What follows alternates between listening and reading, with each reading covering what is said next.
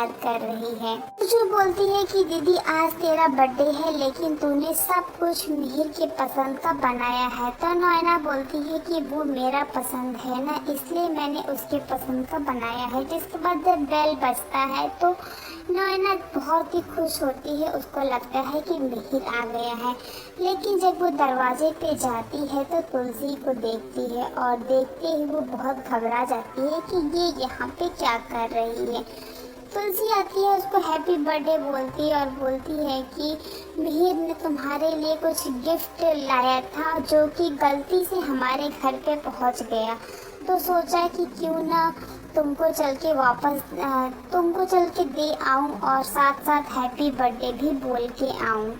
अब तुमने मुझे इसलिए ये सोच के नहीं बुलाया होगा कि पति पत्नी में झगड़ा हुआ है, तो इसको क्यों ही बुलाऊं।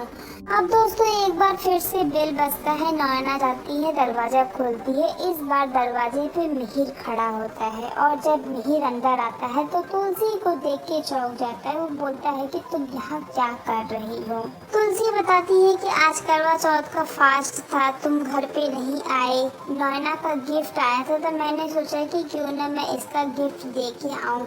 जिसके बाद मिहिर बोलता है कि तो शोभा ने क्यों बोला था कि आज तुम्हारा फास्ट नहीं है। जिसके बाद मिहिर फोन करता है शोभा को ये पूछने के लिए कि तुमने झूठ क्यों बोला था। तो शोभा बोलती है कि मुझे बहुत खुशी है कि अब आप दोनों एक साथ में करवा चौथ के दिन पे हैं। अब यहाँ पे तुलसी बताने जाती है कि तुमने जो गिफ्ट नैना के लिए ऑर्डर किया था वो गलती से हमारे घर पे आ गया था। तभी वहाँ पे सुशु आती है और वो बात चेंज करती है और तुरंत बोलती है कि केक रेडी है तो क्यों ना हम लोग केक काट लेते हैं। अब जैसे ही यहाँ पे सब लोग केक काटने जाते हैं तो मिताली बोलती है कि केक काटते टाइम अगर हम कोई विश मांगते हैं तो वो पूरा हो जाता है।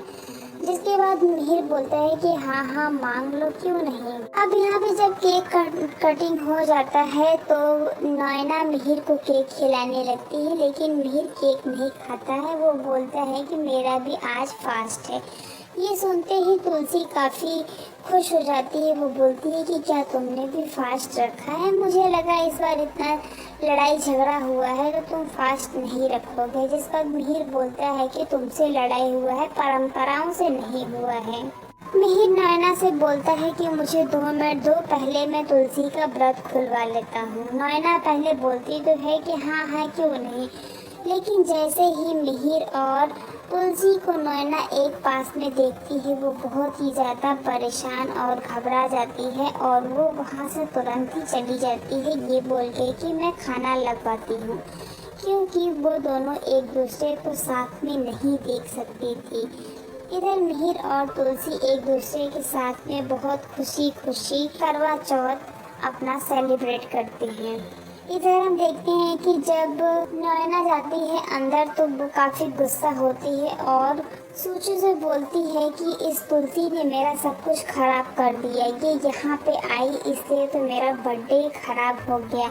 मैंने सिर्फ यहाँ पे मिहिर को बुलाया था लेकिन ये यहाँ पे पता नहीं कहाँ से चली है। जिसके बाद वो अपना गिफ्ट फेंकती है और ये सारी बातें बोल रही होती है। उस टाइम पे तुलसी आती है, वो बोलती है कि मुझे तुमसे यही उम्मीद थी, मुझे नहीं पता था कि तुम मिहिर की लाइफ में आके इतना सब कुछ करोगी।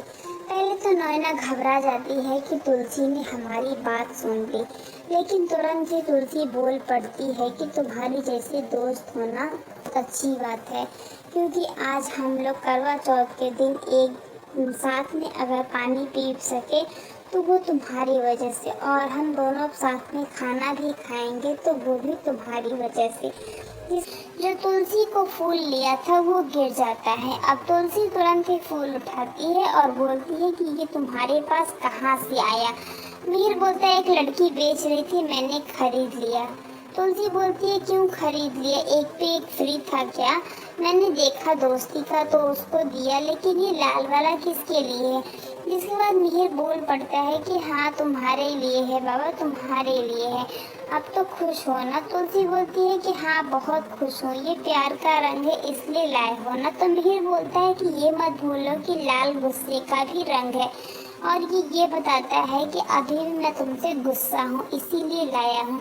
जब मीर जाने लगता है तो तुलसी बोलती है कि दर्द झूठा कोई गुस्से में भी लाल गुलाब देता है।